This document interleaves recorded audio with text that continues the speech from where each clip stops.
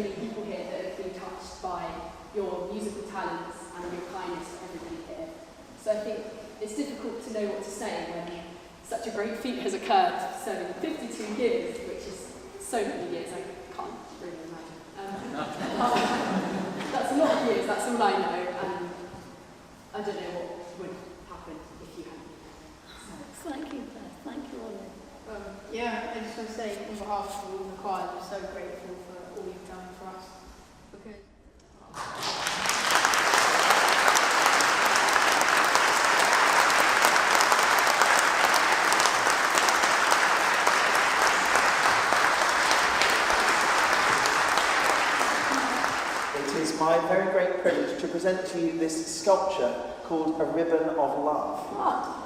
And we got this gift because looking at it, it just spoke to us of both of you, united together in love, how your love for each other runs through the lives of not only your own family, not only this choir, but this place, and your love for this community, for its choirs, for its people.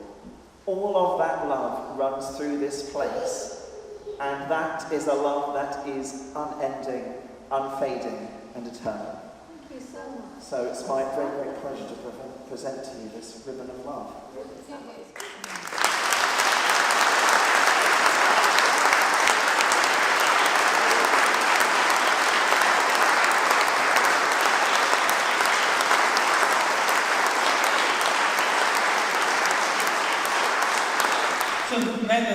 a church with a great wow factor.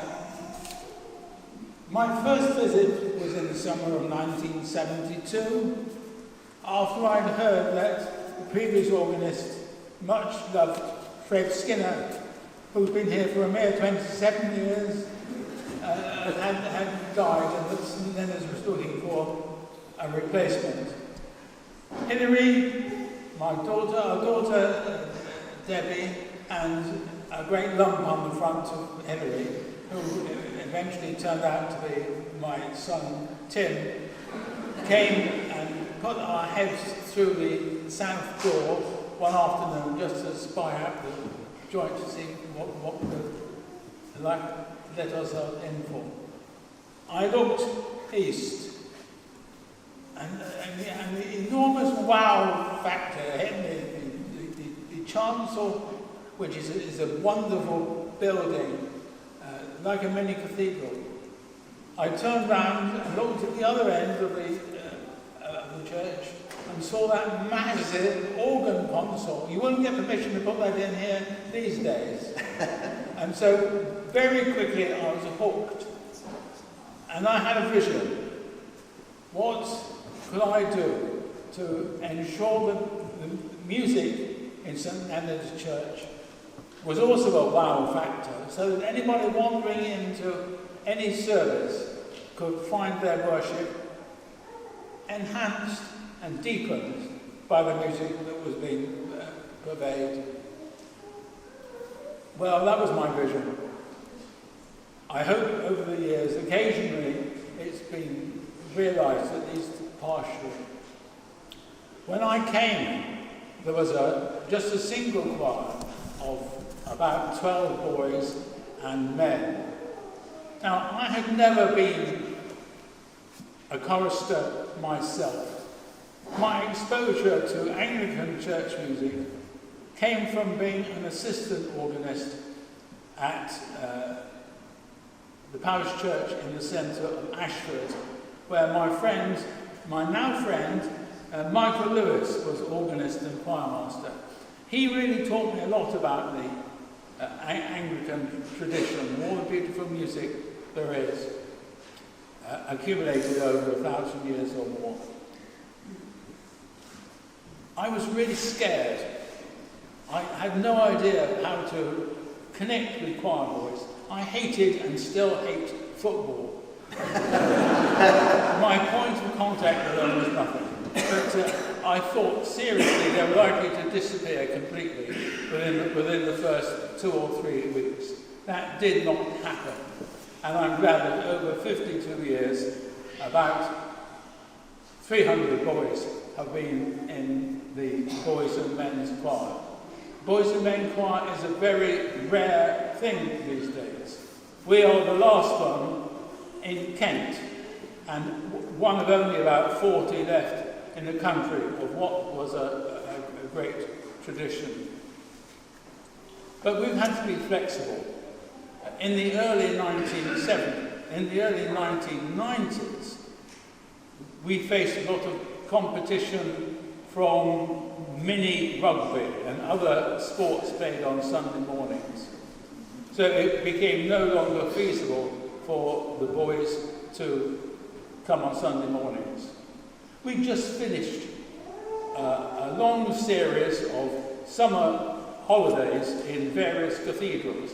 I think we had 17 cathedral visits, singing for a week, everywhere from Llandaff to Peterborough and Norwich. You know, we really covered the country.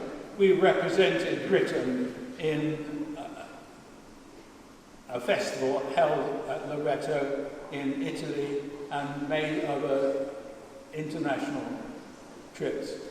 So, in the 80s and 90s, we maintained a very good standard. It became increasingly difficult.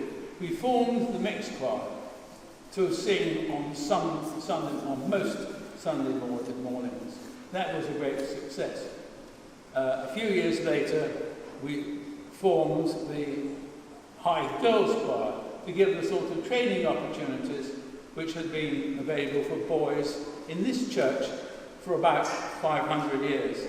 And we made sure the girls were given the same opportunities. So it's been a long process of building.